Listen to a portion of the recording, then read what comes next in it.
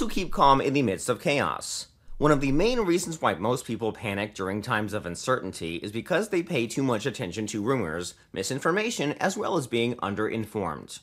A pandemic is one of the many reasons people get caught up in a frenzy. One good example is global crisis with the coronavirus that started in December 2019. Even before the coronavirus was declared a pandemic, the whole world was stuck in the midst of uncertainty, stock markets crashed, fear led to a panic buying.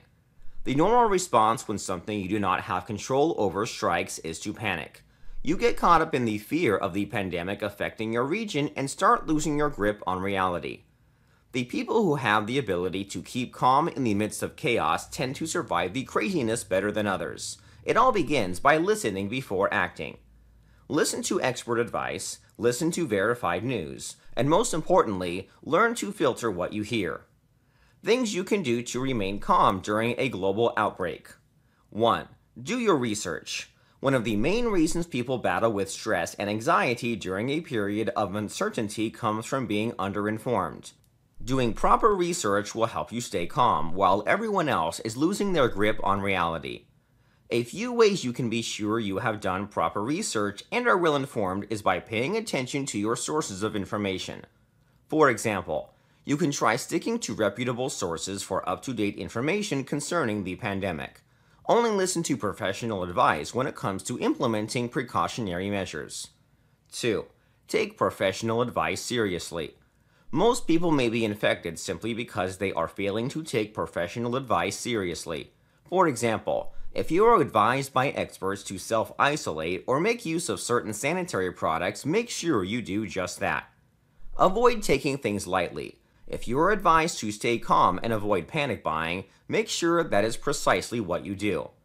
There is always a good reason why professionals give the kind of advice they give with regards to their trade, particularly in dire conditions. Health professionals are not an exception. 3. Avoid panic buying. Panic buying comes from paying attention to false rumors. That is why it is important to be selective when it comes to your sources of information concerning the pandemic. There are many reasons why you should avoid panic buying. One good and humane example is that of taking into consideration the rest of the population. Keep in mind that there are a lot of people who are also affected by the pandemic and are in equal need of the same products as you. Another reason is that you may panic buy a lot of things that you won't really need and as a result strain your finances and prevent access to others who may have a greater need of such articles. 4. Talk about something else.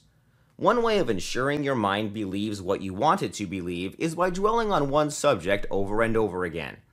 Talking about a bad event repeatedly and focusing on the number of affections and the consequences of the event only increases your stress levels.